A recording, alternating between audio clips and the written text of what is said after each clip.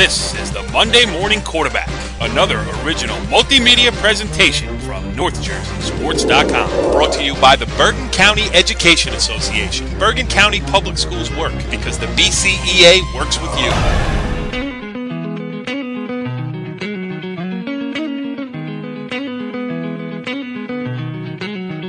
Back on the Monday Morning Quarterback at NorthJerseySports.com's original multimedia series talking all things North Jersey football. This is Season 1, Episode 7. We'll call this the Crunch Time edition, as many teams have reached the finish line of the 8 games that count toward making the state playoffs. I am Cory Doviak, being joined by my co-host Brandon Gregory, who is out and about this weekend. So, Brandon, what's going on? Nothing much, Cory. You know, I actually saw a couple games this weekend, a total of 3. Friday night, I went up to see Ramapo, Pascack Valley, with Pascack Valley being a dominant winner. On Saturday, I went to go see a very good crossover game between Lincoln of Jersey City and Pascack Valley, another great game. And then on Saturday night, I took my nephew, Xavier Babb, and his father, John Babb, up to the Don Bosco Bergen Catholic game, and I had an opportunity to bring Xavier on the sideline, and he enjoyed the game a lot. Wow, you're a junkie. You're a football junkie. Yeah, I've been that way for many years. Yeah, well, it's great, too, because it leads us right into our guest list for the evening. You said you were at Pascack Valley. Ramapo, Pascack Valley with its 4th straight win. And Craig Nielsen, the Indians head coach, will join us here as one of our guests, as will Riverdale head coach DJ Nymphius. You know, Riverdale got off to a tough 1-3 start to the season against a very tough schedule. Have now won 4 in a row and punched their ticket to the playoffs, so it's going to be interesting to get his take on what the Golden Hawks are up to. And we're also going to have on Westwood Jr.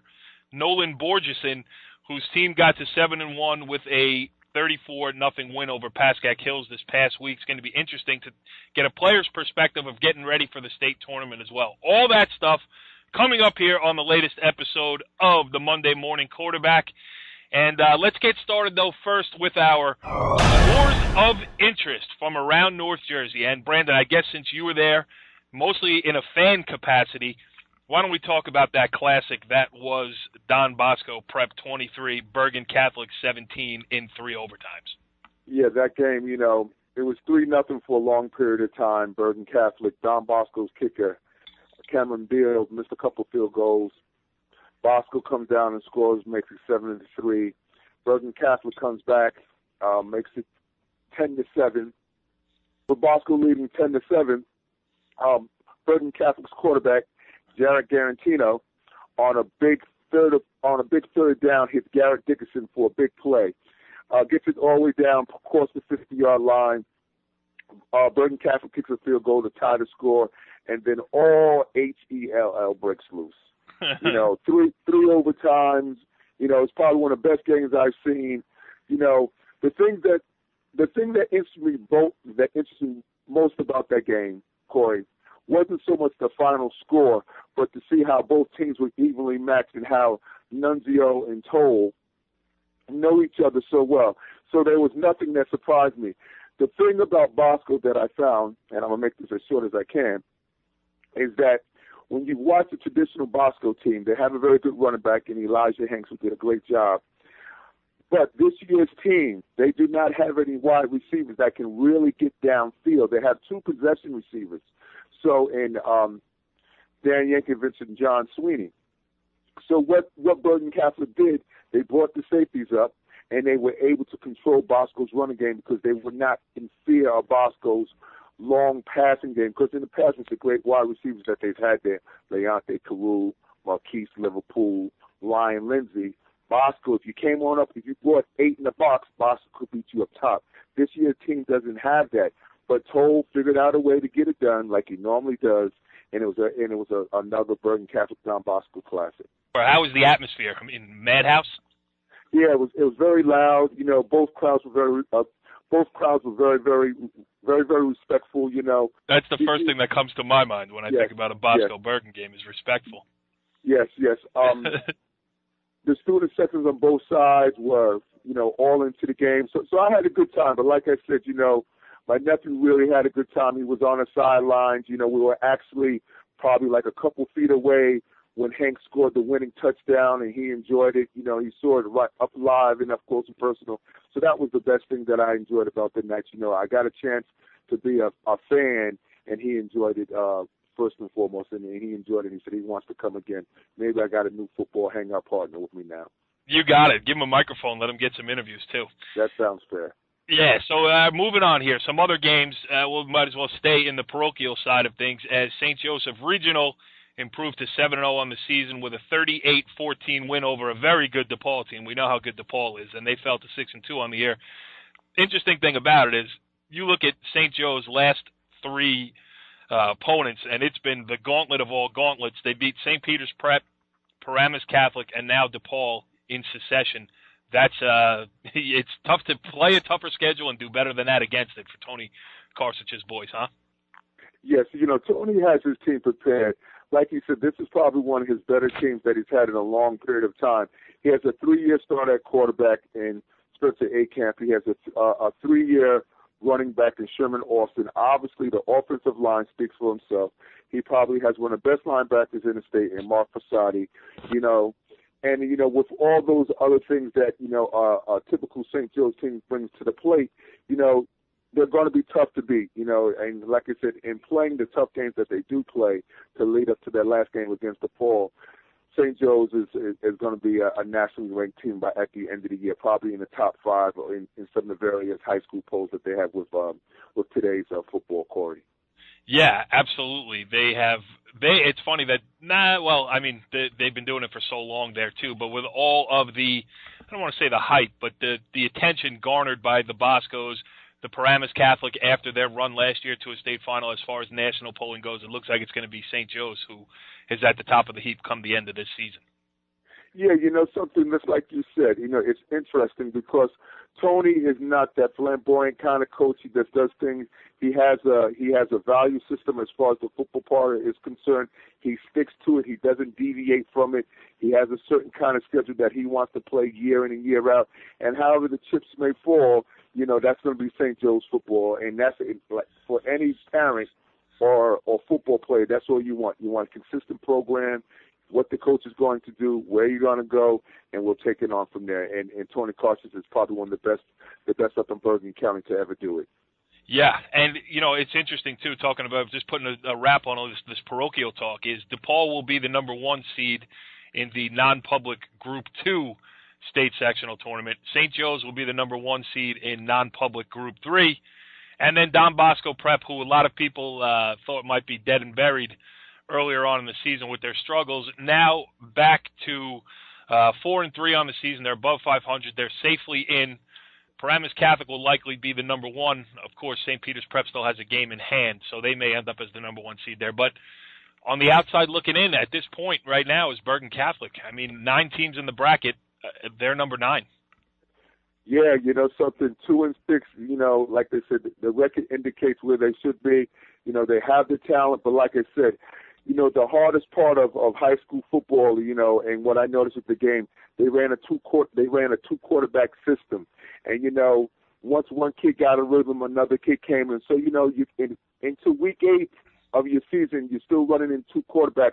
It was kind of difficult from my observation. It's just my open dialogue towards it, for Bergen Catholic to get a consistent rhythm in their offense. The defense played well, but they didn't seem like their offense got in a consistent rhythm. And I think that's been an issue that they've had all year, Corey. Yeah, I misspoke. There's 8 teams in the bracket. Bergen is number 9. And if you look at the other teams in there, look at a St. Augustine Prep or a Paul VI or a Notre Dame, you know, if you put Bergen Catholic on the field against those teams, there's a good chance they could win those games. Maybe just the schedule is a little bit ambitious this year, and, you know, they're going to be on the outside looking in. Yeah, well, you know something, it's the first time, I think, in over 26 to 27 years that Bergen Catholic may not make the playoffs. But you know something, like anything else, you know, you go through this process. Nunzio will have his team back and ready to play the following year after they finish up the season. And Bergen Catholic is not going to be down for long. So, you know, it's just a matter of them just, you know, retooling and getting ready, you know. And sometimes this is what it takes for you to get the kids even more hungry to do what they need to do, Corey.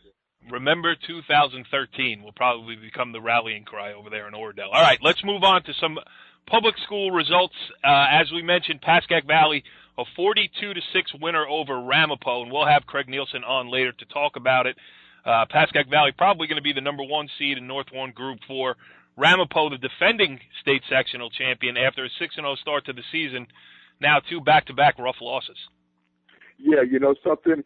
Last week when they played Paramus put a very good game up on them. You know, they put a solid behind whooping on them, and I think maybe some of that carried over into this past week. You know, Paramus was able to see,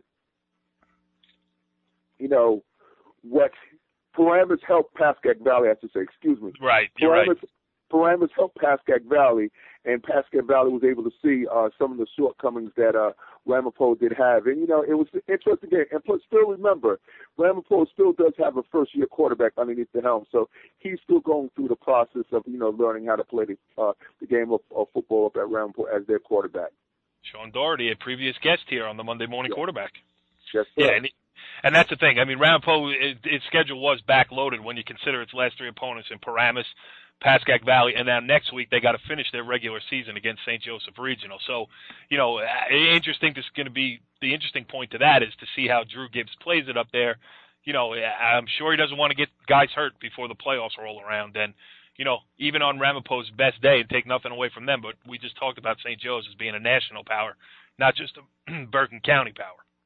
Yes, most definitely, because, you know, like you said, their last 3 opponents, Paramus is going to be one of the top 3 in Group 4. Pascack Valley, obviously one of the top 3 in Group 4 as far as the power points and players are concerned. And just like you said, St. Joe's is St. Joe's. So that is a heck of a gauntlet at the end of the season to get ready before you got to play a playoff game. So, you know, but they will be ready. So the Group 3 teams will have to be prepared for Ramapo because they're going to probably come out there hungry and ready to do some damage to them. A couple more that I want to mention before we get to our interviews this evening. Garfield, its 6th straight win. Jeff DeVito was a guest here a couple weeks ago on the Monday Morning Quarterback, and a 46-6 win over Rutherford to close out their playoff part of the schedule, meaning the games that count towards their playoffs. Garfield back in the postseason tournament, 6-2. Great job for the Boilermakers. Yeah, you know something, the Boilermakers are playing well. You know, these great young coaches that we have up in Bergen County, Mike Farrington, Jeff DeVito, bringing these programs up. Obviously, like I've spoken about, Dan Sabella. Those coaches, these young coaches are doing a great job. And hopefully, like I said, you know, DeVito stays in Garfield so that they can become a consistent program. Farrington stays in Elmwood Park.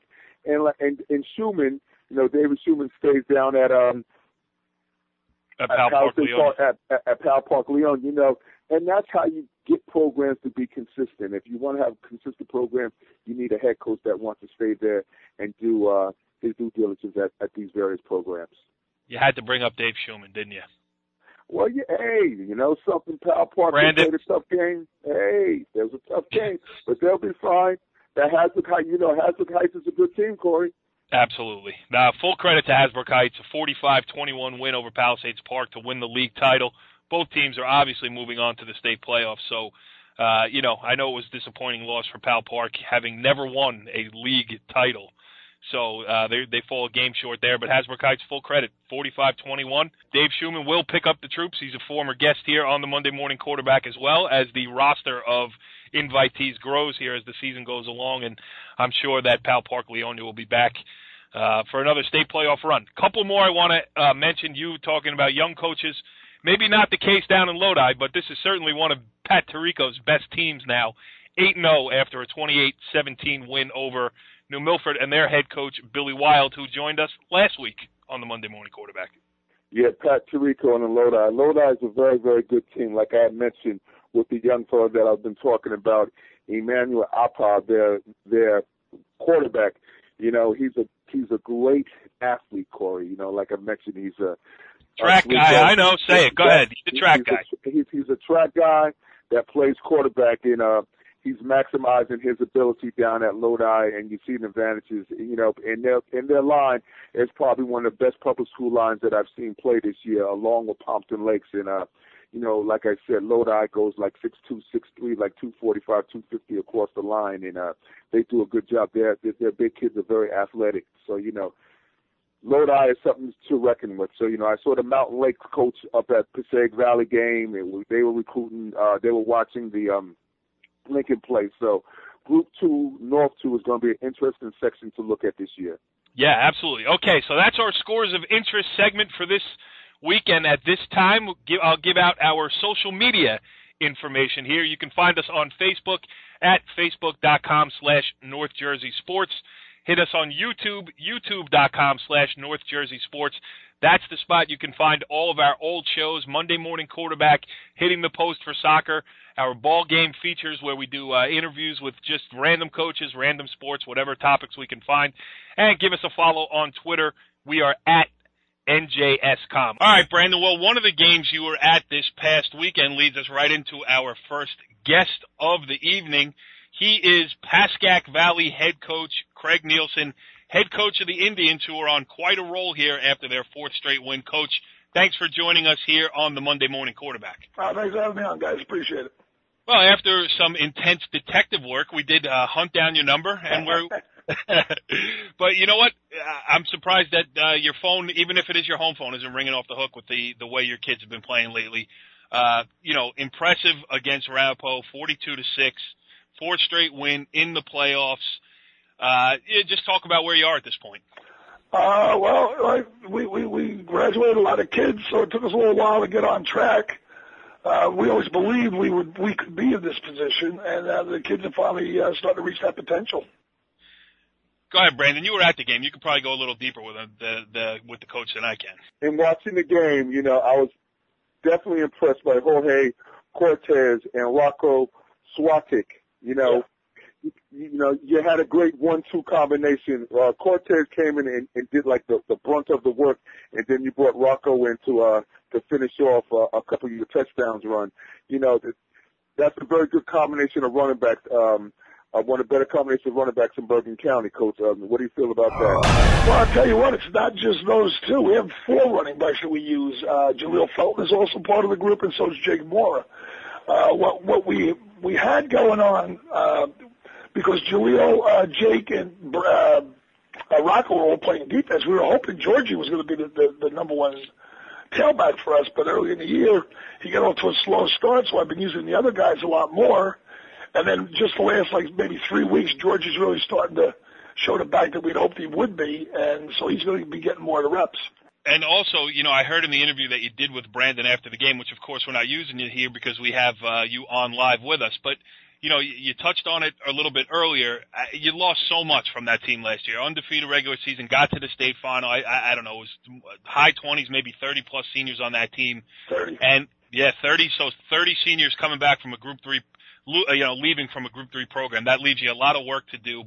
And I know your whole offensive line was gone as well. So that's got to be pretty satisfying for you that you see these new guys in here now at this stage of the season and opening holes for a variety of different running backs. Well, we had 2 of the guys that didn't even play last year. So they didn't play football at all? Didn't play at all. One with injuries, and one just had some issues that he was unable to play with us. They're both starting tackles now. Wow. Yeah, so that's got to be gratifying for you as a coach. And I know you like working with the guys in the trenches. Oh, yeah. Being a running back, then I was coaching line for 15 years. Now I'm back with the backs again. I got Lenny Cusimano has done an outstanding job with our line. Yeah. Go ahead, Brandon. As I mentioned to you earlier when I spoke to you at the game, Coach Nielsen, your traditional rivals, Old Tappan, Wayne Hills, Paramus, those are great teams that you play year in and year out. And like you had mentioned to me, you call those your statement games, and you get into that time of year again where your statement games will be getting ready to be played. Yeah. We were talking about the other day, the ones I always want to have on schedule, Old Tappan, Wayne Hills, and Ramapo. Paramus we've seen in the playoffs a few times, like playing them. Dan's a good friend, so it makes it a little tougher. But, these are the games that I really look forward to. Yeah, since the breakup of the old NBIL, we'll take these rivalry games wherever we can get them for sure. Oh, yeah. Believe me, the rivalry's still there. Yeah. How about the maturation of your quarterback, too? Colin Dietrich, sophomore. I'm sure there were some growing pains early on for him, but he seems to be handling stuff, not making big mistakes, keeping the offense moving. completing some passes when you need him to. Talk about him real quick. Well, the growing pains were going to happen no matter who we had there because we had a 3-year starter up to this point. And then to add to the issues, you have a brand new offensive line. So, Collins overcome a lot of things. He's done a real good job. He's progressing nicely. Like I said, I think I said to Brandon the other day, the game's finally starting to slow down for him. He's starting to understand it a lot better. And we're protecting him a lot better, too. Right. That always helps. Yeah. Go ahead, Brand. In watching the game the other night against Ramapo, what impressed me the most was your team's ability. They didn't miss any tackles or very few tackles. You blocked extremely well, and it seemed like your team everybody was ready to play, and they were prepared for that game. It didn't seem like anything surprised them when they played Ramapo. You held their quarterback, Sean Doherty, who's probably one of the better quarterbacks in Bergen County, to 8 completions and 27 attempts for 133 yards and 3 interceptions, and that was what impressed me the most. It was that your secondary was prepared for everything that Ramapo did the other night, Coach. Well, that goes to Jim Cleary, the defense coordinator. He put together a great defensive scheme for us this week. I know that he stressed communication. Sometimes that's one of our problems. We feel we have very good athletes back there, but sometimes we don't communicate enough. But I know Jimmy was stressing that all week. But Jimmy came up with the plan, and he was able to get the kids to execute it. The kids did a great job. We felt we were ready for anything, and I think it came through. Coach, looking around now at the playoff bracket, obviously I believe at this point they're still unofficial, but the unofficial PowerPoints have you in the number 1 spot in North 1 Group 4. Right. As we said, familiar cast of characters, Old Tappan, the 2, Wayne Hills, Paramus, Highlands, Randolph, Morris Knolls, and Passaic Valley. But I don't know if you're looking around the bracket to see, where competition is, because probably you feel like everybody's competition. Just talk about what you think. I know you have your regular season finale against West Milford. Doesn't count towards the playoffs, but can you start to peek ahead and how do you handle this? This playoff run is certainly going to be a lot different than your last playoff run last year. Yeah, well, right? Our goal was to get 2 home games. Yeah, that means you have to be number 1 or 2. So we were hoping to fit in that spot. Like you said, who we play, you know what? They're all good teams. We played a few of them already. But you know what? It doesn't matter. To beat somebody a second time is not always easy. So anybody that we have is going to be a tough task for us. But I think we'll be okay. Brandon, you got anything else for the coach before he gets out and watches the junior football game to scout out the upcoming talent over there in the Pascack Valley Regional School District? Yeah, last question, Coach. As I told you before, my son, Keith Rodman, played for Old Tappan. And I know I'm loyal through and through to Old Tappan. And I've watched them play, and I've watched you all play for the past couple of years. And two of the better players that I've seen since Keith left school is your running back Rocco Swatik and Old Tappan's Rocco Giovenzio, their middle linebacker. And I'm hoping to see that matchup in the upcoming playoffs. What do you have to say about those 2 ball players, Coach? Well, Rocco is, great. He's doing a great job at linebacker. He and Jake Moore are fantastic inside. Like I say, Rocco's only part of the running back tandem. If we had Rocco full time, he'd be doing a lot more on the offense too. The kid from Old Tappan is probably the best linebacker we've seen so far. We had a tough time blocking him, I'll tell you that. He was a big difference in that game.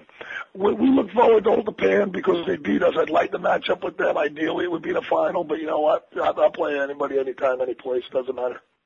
I can't believe you answered that question so succinctly when Brandon, my co-host over there, said that he's loyal to Old Tappan through and through. Coach, you're a real professional. Craig Nielsen, the head coach of the Pascack Valley Indians, doing a great job there. His team's on a 4-game winning streak heading into its season finale next week, and we appreciate you taking a couple minutes to join us here.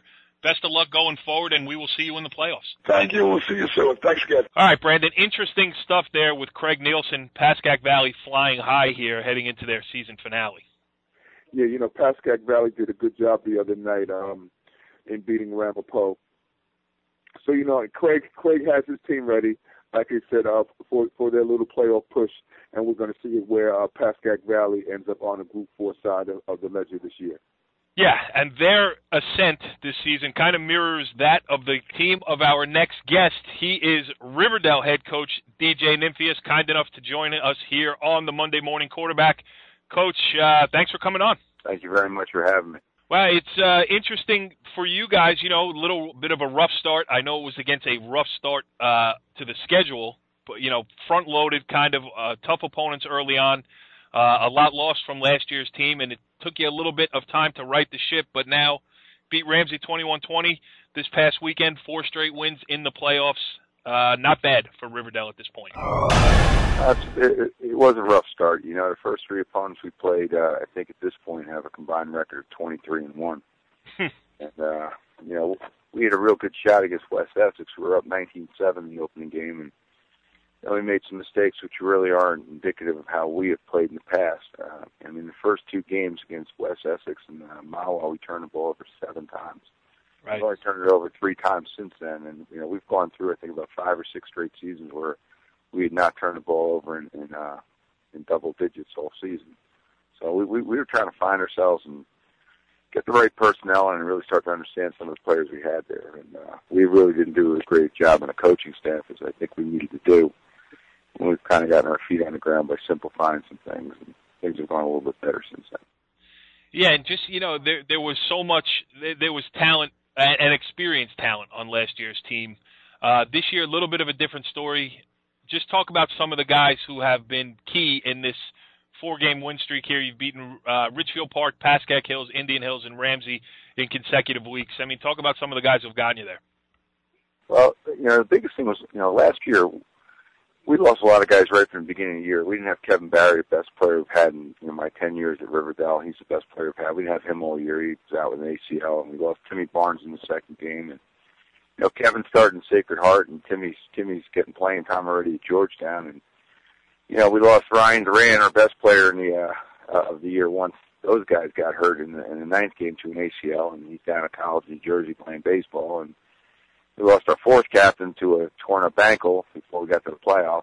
So, we had bad injuries all last year. So actually, a lot of these kids this year coming in got playing time. So the bumps that we went through early in the year might have been even worse had these kids not gotten a chance to play last year. So, the kids this year that have, right away, when you think about the guys that have jumped up this year, I think you got to start with our quarterback, Pat McPartland, because he's really underrated. And, we give some reps at Dylan Conley, a sophomore, at that position too. But Pat's unselfishness and command of what we're doing has really been the stimulus to what we're doing. He's an excellent year. I think he's got 12 touchdown passes and only 3 interceptions. Wow. He's done some really good things. Very smart player. Dylan Gramuglia, one of our captains, he dislocated his finger in the first game and tore another finger to shreds. He's been playing with a cast in his hand since about the 4th play of the season. So that's about typical for us. That seems the way things go. But yeah, you really have had bad luck.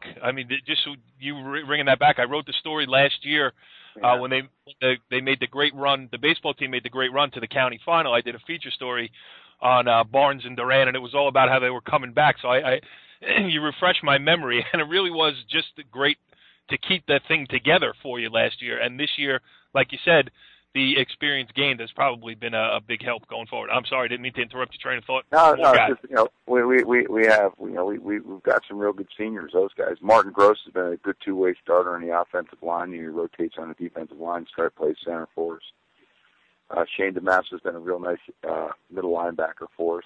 Max Pate has given us some home run power in the skill positions, and Dan Desiderio has been an outstanding player for us as a free safety and wide receiver. We got the unsung guys like Chris Malusi playing fullback and Eric King playing outside linebacker for us. So our seniors have really done a nice job. They've worked very hard. I know I've missed some kids. I'm not trying to do that purposely, but the chemistry of the team's coming along. People have to realize at times we're starting 6 or 7 sophomores in a game. So, that's a little difficult thing for everybody because the struggle of a senior is, hey, how come these younger guys are getting to play? And we're just trying to get a good mix of that. And I think we've been doing a little bit better job. Go ahead, Brandon. What do you got for the coach? You know, DJ, like you had mentioned, you start off your season playing against 3 playoff teams who have a combined record of 23-1, and you start off your season against West Essex, probably one of the better Group 2 North 2 teams. You know, a lot of coaches would not want to start off the season with such a tough game. What is your philosophy behind playing a team like West Essex? Well, you know, I have pretty strong thoughts on what they do with the playoff process right now, and it's probably another story for another time. But I don't see how come we're not playing nothing but Group 3s. I mean, there's no reason Round Post shouldn't be playing all Group 3s, that Old Japan shouldn't be playing all Group 4s. It's pretty simple to do. But everybody's concern is, you know, their conference. And what happened was a few years back, we realized that the parochial schools were playing a lot of independent games. And Cliffside Park was struggling a little bit, and we thought that maybe we could talk to them about not playing the game, and then they go out and seek an opponent that maybe they would be a little more competitive at this moment. I mean, they could end up being very good down the line, but give them that opportunity. And we went searching for a game, and lo and behold, the season opening week, West Essex needed a game. We had just played them in the sectional final, so we played them in the 2012 opener at our place and beat them, and, you know, we had the home and home. We went over and played them there this year. It's an outstanding program. You know they're going to be well coached. You know they're going to be pretty much mistake-free, and you're going to be challenged. And I think, to be honest, I think more coaches have to go out and find challenging games. Could a loss cost you something? I'm sure. I'm sure it could have in a one-loss record. But the point is, you're supposed to be challenging your kids and giving them an opportunity to go out there and get better, and you as a staff. And it is supposed to be about competition, Brandon. You're a track guy. You know that. You can run in the unseeded heat all you want, but if you belong in the seeded heat, let's go find out if you got something. I'm going to mark that. Right. That's absolutely right. You see, Cory, everybody comes back to the track stuff, Cory. I was just going to say, I just marked the time, 7 minutes and 15 seconds into the interview. It took the over/under was 2 minutes before you guys started talking track. I knew that was going to happen. I think it's crazy. I mean, you got how are you going to complain as a coach about playing a school with the same population as you? What's your argument? It's enrollment. Yeah. So I mean, hey, they're undefeated right now. West Essex, and I hope they run the table. You know, I mean. I hope Westwood runs the table, but I do not hope Mawar runs the table, because maybe we'll get a chance to play them, and they're an outstanding program as well.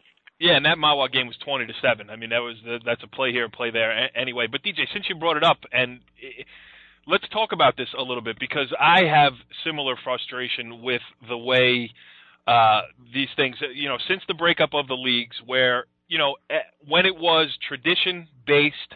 And you play your same schedule every year, your team's in the league, and then, if you have a good year, you got a chance to compete. If you had a bad year, you're going to finish at the bottom, but nobody got run over consistently on a year-to-year basis, at least encompassing all sports. I mean, there might have been a football power in a specific division that one year after year, but, not to the point where, teams had to fold or were looking to get out of it. Now, since the parochials have changed the dynamic where they're going out and scheduling everywhere, where they, are banging the drum that we don't want to play this, who doesn't want to play us, everything else. I mean, where does the tweaking, state-mandated tweaking, have to come in here? And, people get in a room and say, okay, this is crazy. The leagues, at least football-wise, are not, haven't been held together for 50 years where we don't have to worry about the traditions, and now let's fix this properly. What is the proper fix, at least where you were concerned? I know you touched on some of it, but continue. Well, it's real simple. I am not from New Jersey. I'm from Long Island, and I've never been able to figure this out in New Jersey. Either you're going to have tradition, or you're going to have playoffs. And the only way you're going to have playoffs where it's going to be fair is you have to do it by straight enrollment. Everything else becomes you become a slave to a lot of masters, and you're not going to be able to do that. So until they do that, they're going to have problems, and they're going to argue about it. And it's not going to be justified. The cream will always rise to the top. Craig Nielsen will never back down from playing anybody. Right. And he's a Group 4 school. He should play Group 4 schools. It's very, very simple. And until they do that, they're going to be arguing all the time. And the state is not going to step in and make that decision. And until that happens, there's going to continue to be a lot of controversy about it, because the only equitable way to do it is to put yourself in a situation where your sections are divided in two, go 2 8-team divisions, and play football and stop complaining about travel. Get rid of the PowerPoints. Get this thing done. You don't have to be Pythagoras to figure that out. And, you know, the thing about football is, too, you know, in basketball, okay, if you're going to go play a team that you're outmatched by, all right, you take a 40-point beat and you get on the bus and you go home. In football, if you do that, you might lose. I'm not saying a kid can get hurt under any circumstances, understandable, but the chances are greater and the numbers could grow when you're playing a team well above you, and it affects the rest of your season. You're only talking 8 games to be state playoff qualified here. It's not like you can lose a game, you know, in basketball, go play a tough Christmas tournament, and then get those wins back later on. You can't get those wins back in football. Well, first of all, you know, it's everybody gets a lollipop now. In basketball, everybody makes a tournament. DJ, will you come on the show again next week? I got more. I want to. Well, you know, I mean, again, I know I have a tendency to be a little bit sarcastic, but I mean, I love it. But some of the stuff is just foolish. Here's what you're looking at as a governing body. It's real simple. What is your responsibility? Is your responsibility to create a state playoff system? Or is your responsibility to ensure the kids get an opportunity to play the game? Because right now, the game of football is in a little bit of trouble. And if you've looked at the 2 schools that have gone co-op, there are 2 programs that have, Waldwick Midland Park and Palisades Park Leonian. Those kids are getting a chance to play. The teams are doing well. And you are going to start seeing more and more schools, because the numbers are down, more and more schools, and some of the bigger schools' numbers are down. More and more schools are going to have to co-op to just have a football program, so those kids get a chance to play football. And if that's what we need to do, that's what we need to do. But right now, we have to figure out a way so the kids are getting a chance to play a great game and coached by a lot of really good people. And that needs to be done, and it's not being done. Yeah, I don't know how you could say it better than that. Brandon, you have anything else for the coach here? Yeah, and just real quick, and just to finish off what he was saying, like you said, and one of the big issues that you're running into, especially on a Group 5 level, Cory, when you're watching Ridgewood beat the Fairlawns, you're watching Ridgewood beat some of these teams that they beat this year, Pascack. You know, obviously the bigger schools, even the bigger schools, the quality of football players coming out of those areas are not the same anymore. Clinton is not the same anymore. So something needs to be done, because bigger isn't always better, because there's going to be issues that need to be addressed as far as the playoff run is concerned. Because Ridgewood's schedule, in no fault of their own, has not made them playoff prepared. But if you're a fan looking at it, you're saying Ridgewood has a great team. But right. The quality of opponents that they played this year have not prepared them for what they're going to reckon within the next 3 to 4 weeks. And I think DJ would definitely agree with me there 100%. So the fans see 63-0, but the coaches say, my God, what am I going to do when I run into the Montclairs, the North Bergens, the Union Cities of the world, the West Oranges of the world in Group 5 North 1? Yeah. You know, so there's a whole nother story about this, and I feel the same exact way he feels about it. But, you know, we just got to keep this short and simple. Yeah, and when we do that show, DJ Nymphius will be guest number 1. Ooh, I almost fell off my soapbox there. Yeah, well, that'll be another day where I have more enemies. And you know, I used to say the bag of friends is full, but maybe I got to start finding some friends. Well, DJ Nymphius, the head coach of the Riverdale football program, is certainly a friend of NorthJerseySports.com. And thanks for joining us here on Monday Morning Quarterback. Not where I expected the conversation to go, but I certainly appreciate the fact that you took it there. I thought you bring up some really great points. You know, it is all about, at this moment, you know, people checking out playoff seedings and where teams fit in. But, I mean, I really appreciate a guy who has the bigger picture in mind. And you certainly do have that down at Riverdale and, you know, for the football community at large. So thanks for saying it, and thanks for joining us here on Monday Morning Quarterback. Hey, Cory, you know, and you notice how I deflected everything, so I didn't have to talk about all the flaws of myself as a coach, and how every one of my kids is going right to Alabama. I didn't have to talk about any of that. We're all hooked up, man. We're ready to go. We're going to do the best we can. We have a game this week against Fort Lee, and they gave us everything we could handle last year. Very, very athletic, and Billy Straub does a wonderful job there. And we know in the first round we're going to be playing the Jefferson Falcons. We'll be taking a ride up into Sussex County. So, you know, our bracket's all set. So, you know, one thing at a time. So, but we're we're excited about it, and hey, we got as good a shot as anybody because after this week, everybody's got a 0-0 record. So we'll take our shots, and we won't leave any stone unturned, and we will certainly take a shot at it. So we'll Great. see what happens. Yeah, DJ Nymphius, the head coach of the Riverdale football program. Thanks again for joining us. This was fun, and best of luck going forward. All right, thank you, man. All right, Brandon. Well, interesting stuff there with DJ Nymphius, and I do mean interesting. That guy I could talk to all night long, and I think we just did. Yeah, DJ is very, very, very intense man, very forthright and honest man, and I enjoy talking to him. He has a good insight and a realistic picture on how it should be done as far as football in the North Jersey area. Yeah, well, we got the coach's perspective, so now it's time to switch to the player's perspective. And at this time, we are joined by Westwood Junior Nolan Borgerson, joining us here on Monday Morning Quarterback. Thanks for coming on. Thank you for having me.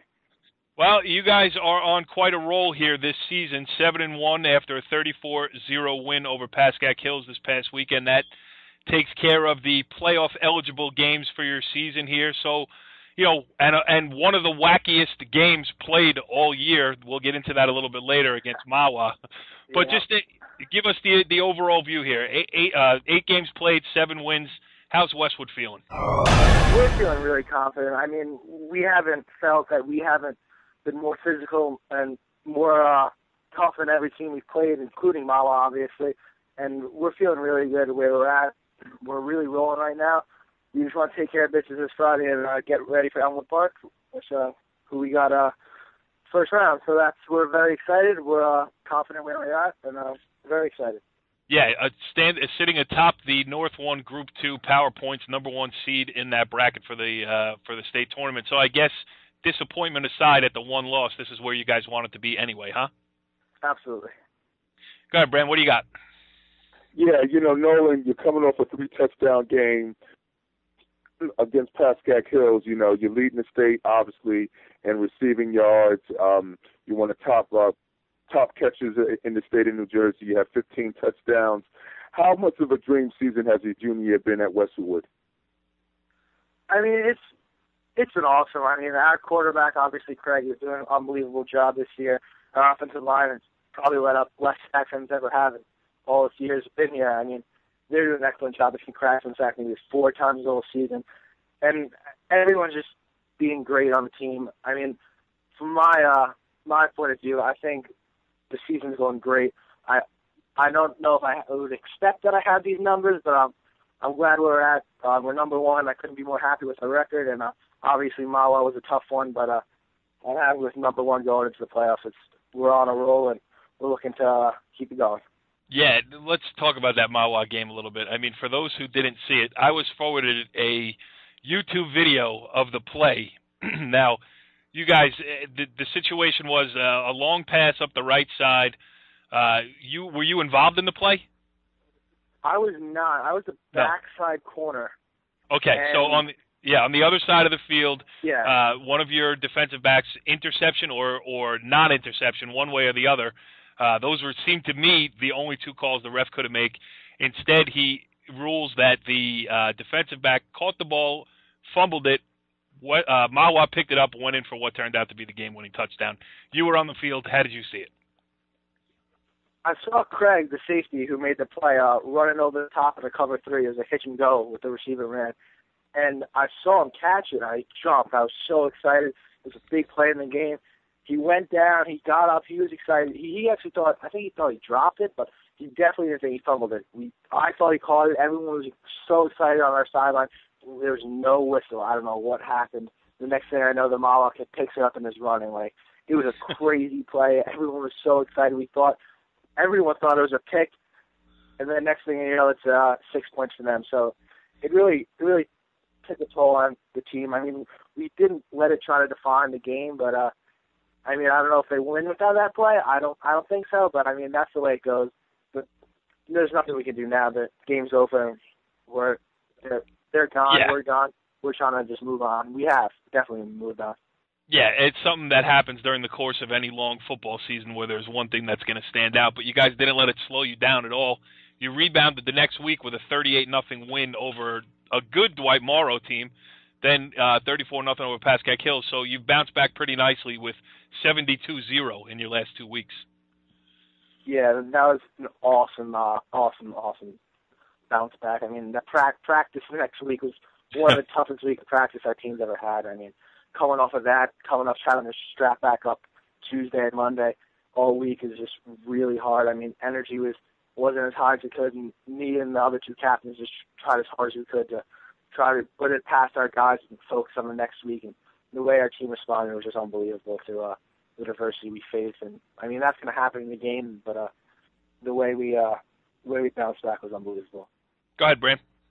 Here's a little fact for you, Cory. I was speaking to Nolan during the course of the week a couple of times.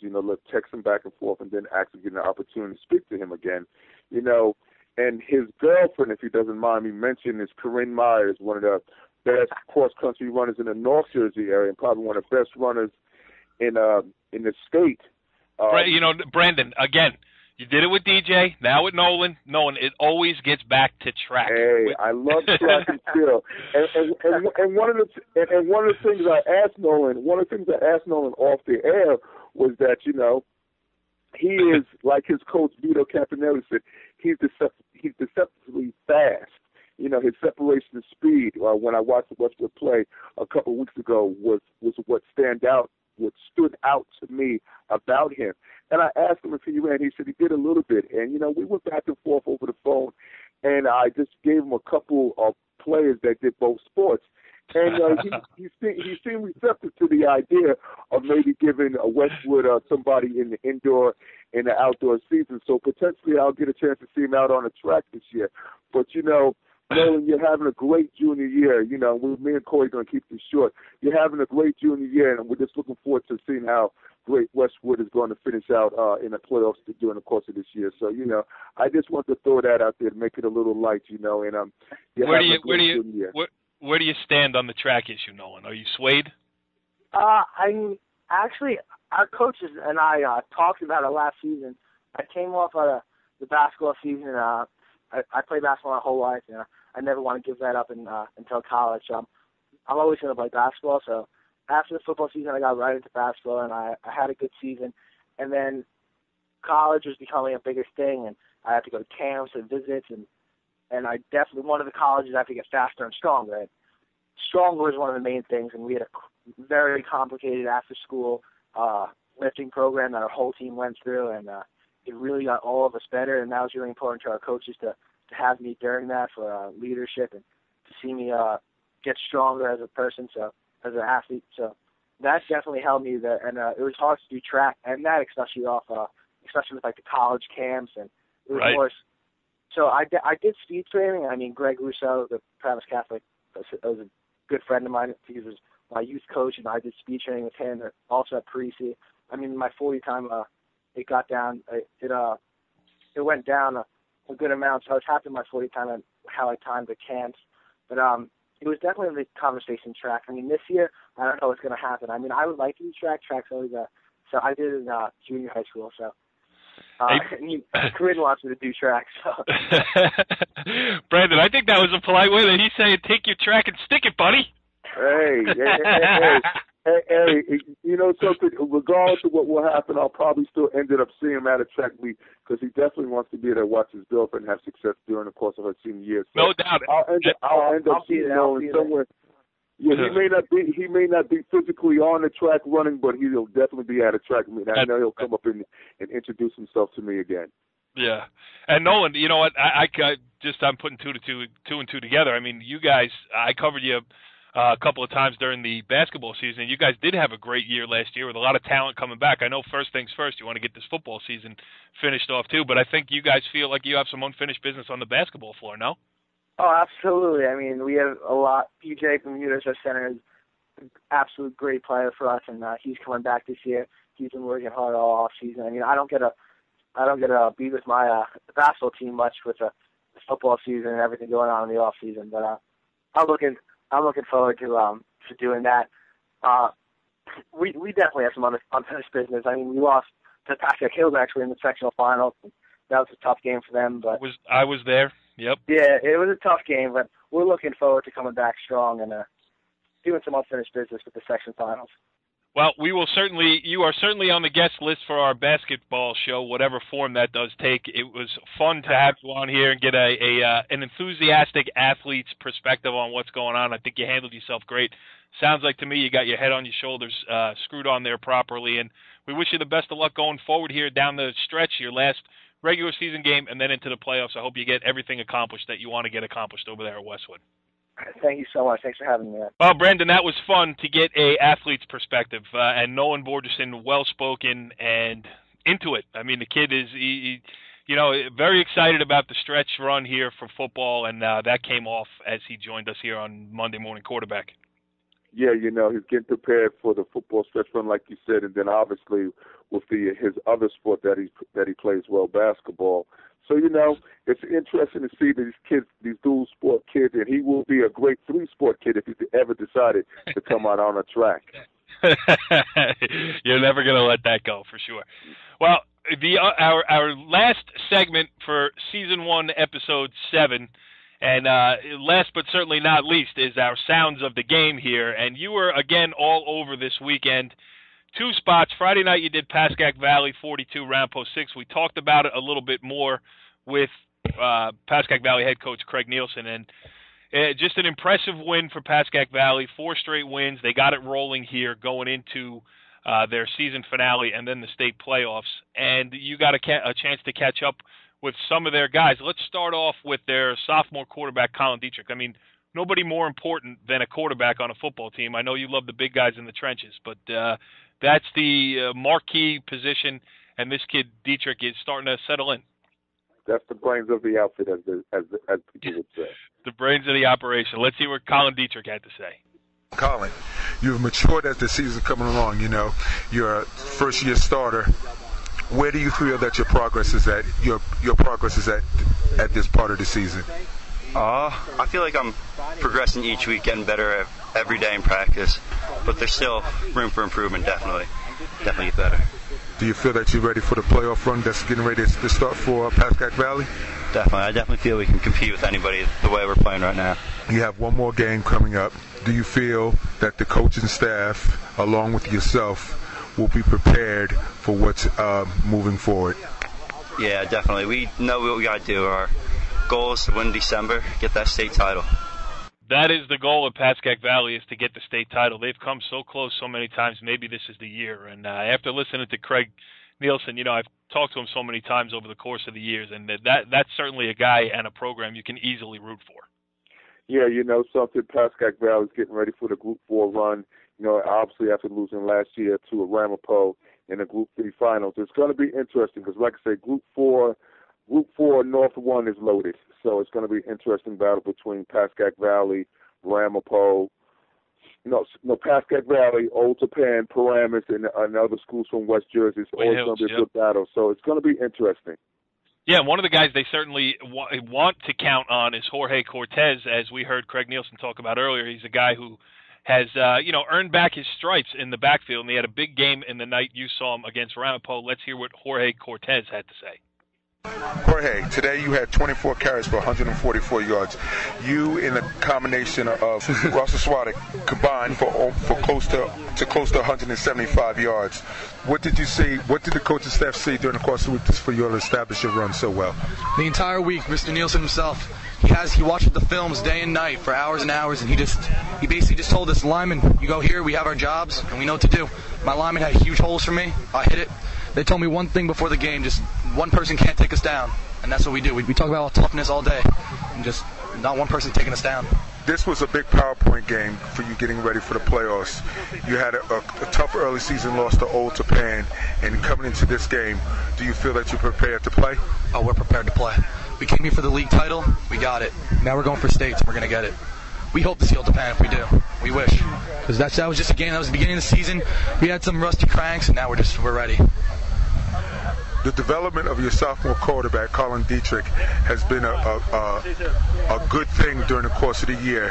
Where do you see him going as far as the progress this year and with your team? Well, I see him going, just doing what he does. He's a great player. He's going to start the next 2 years. I hope to play with him next year. He's a great. He got out of that pocket once. He's an outstanding player. Thank you very much for a couple of minutes of your time. You know, Brandon, you told Craig Nielsen that you're Old Tappan through and through. You asked their running back about Old Tappan. You're really stirring the pot, and your blue and gold colors are really shining through. That's what I want to see. I would love to see I would love to see a great Group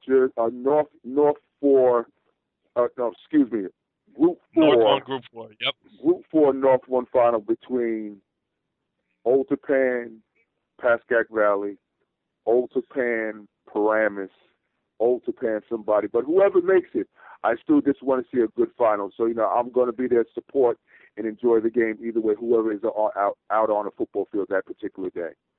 Yeah, and I love the way do you like my editing there when you tried to say Russell Swadek? Yes. It's Rocco Swadek. You're welcome, my friend. Thank you, buddy.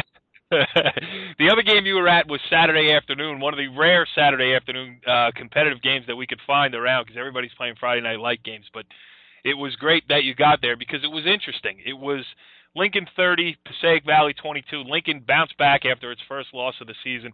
Passaic Valley scratching and clawing to get into the playoffs. Hudson County versus Passaic County. A lot of different subplots going on there, and it was a good day to be at the football field down there in Little Falls, huh? Most definitely. Lincoln of Jersey City came on up and played a very tough Passaic Valley team, and they beat them. They played 4 full quarters. It's a hard physical game. At the end of the game, the kids really respected each other. They shook their hands. They gave each other big hugs, and Lincoln showed another side of them, and I think it brought out the best in both teams this past Saturday, Corey.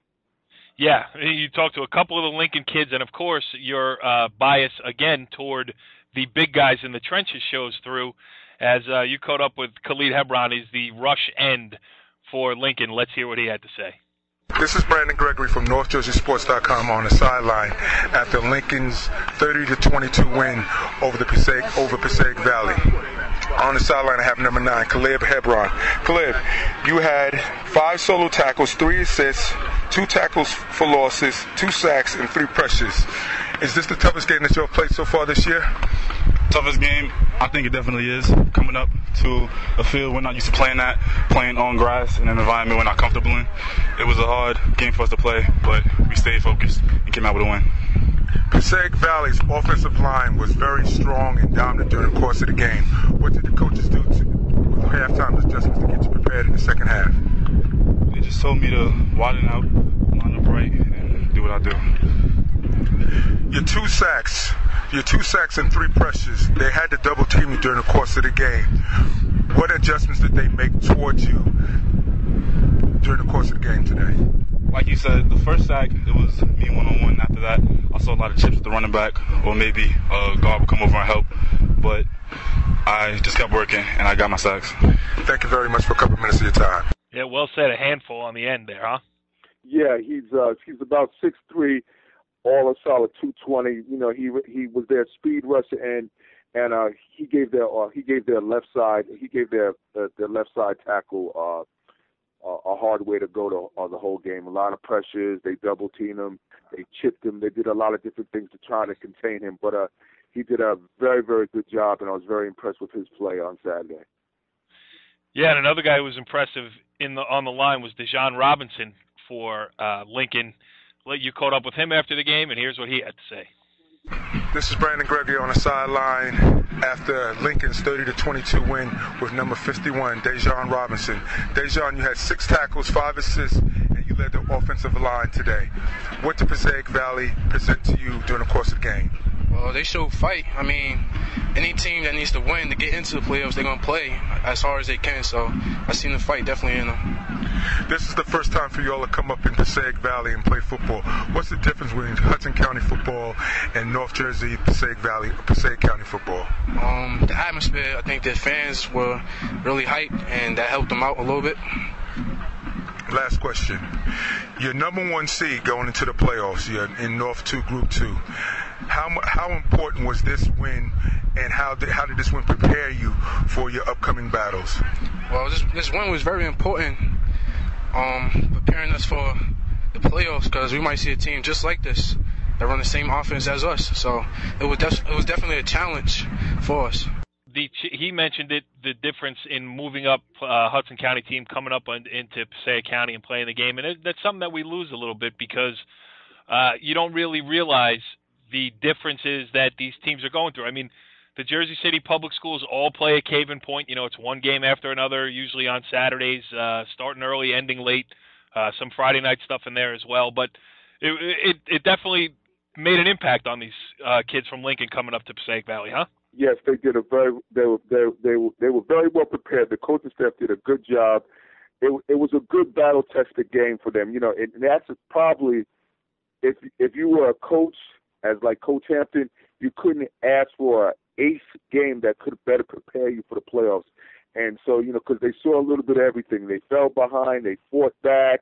You know, a couple kids got injured. You take a couple kids off the field. They lost their number one running back. They made some halftime adjustments that I observed. They went to a little bit of a wildcat with Tyreek Derby, who ended up scoring 3 touchdowns. And it was a very good game, one of the better games I've seen this year, Corey. Yeah, and, you know, they started the season with 6 straight wins. They dropped a game, a surprising loss to St. Anthony, all things being equal here, 25-24 last week. So it was huge for them to bounce back. And you can't underestimate the job that Robert Hampton has done with that program. I mean, they are the shining example of football from the Jersey City public schools. And he just, you know, he's got the kids believing. He's got them playing team football. They're organized. Lots of good things happening with Lincoln, and it's not just this year. It's been the last couple of years that they've been successful. You caught up with Robert Hampton, and here's what he had to say. He came up to Passaic Valley today and played one of the better teams up in the North Jersey area. What's the difference, as I ask your players, between Hudson County football and Passaic North Jersey football that you notice? Resources and some fan support. That's the number one thing that I see. And this is a great facility. The fans come out. It's a beautiful place to play. So I would just say resources and facility and fans. You are the number 1 seed going into the playoffs now, North 2, Group 2. I've seen Lodi play a couple times. They're a good team. You're a very good team, too. Do games like this prepare you for what you're looking forward to moving forward? Oh, yeah. So we got Bayonne next week, a Group 5 team for the crossover game. That's going to get us ready as well. We're a little banged up. We've been banged up all year, but no excuses. No one's going to feel sorry for us. But this type of game, this is a program builder. Because anytime you come into a very good conference and steal a win, you're going to get better. And it will touch some of the naysayers who say Hudson County football don't play anybody. Well, we beat somebody. We beat a very good team, and my hat's off to that coach and those kids. Last question. Caleb Hebron, and Dejon Robinson were the mainstays on both sides of the ball. How important are they with what you're trying to build at Lincoln? Well, Caleb's a senior, Letterman's a junior. They are the foundation of our defensive front. Without those two guys, and we lost another kid today, Terrence Barfield's another warrior as well. He gave us everything he had on a sore ankle. Jakeem Graham is a monster, and Stephon Jeter and Terrell Payne and Raquan Allen played well as well. And so we're lucky to have these cats who are juniors and sophomores step up. And again, Caleb and Dejon are what they are. Big-time players make big-time plays. Good stuff there with Robert Hampton. A couple things stuck out to me. Resources, fan support, and facilities. You know, it touches on what we were talking about with DJ Nymphius a little bit earlier in the show, and it would be great if everybody were playing on the same playing field before they got onto the playing field. You know what I mean? Most definitely, you know, but, you know, they don't Coach Hampton, as I spoke to him off the air before I spoke to him, you know, he said he doesn't make any excuses. He gets the kids to come on out, and the fans that were there for Lincoln, where they had a nice little crowd, and it was a good game. So Lincoln's going to be a good team to moving forward with the playoffs this year, Corey. Yeah, absolutely. And another thing that was good, Brandon, was Season 1, Episode 7 of the Monday Morning Quarterback here on NorthJerseySports.com. You got us a couple of home run guests again this week, Brandon. I thought your audio, especially after, you know, I stole a little bit of your thunder by having Craig Nielsen on to talk Pascack Valley football, but your stuff with that Lincoln-Passaic Valley game was great at the end, and certainly good, some eye-opening conversation with DJ Nymphius, an enthusiastic player in Nolan Borgerson. We got more to do, even though there's 7 of these now in the book. We got playoffs coming up, so the nadir of the football season lies in front of us. Most definitely. I'm looking forward to it, and, you know, looking forward to next week's show and see if we can bring on some more exciting guests along with what happens with the playoffs coming up within the next couple of weeks, Corey. Let's do this again then, shall we? Sounds like a plan to me. Follow the leader.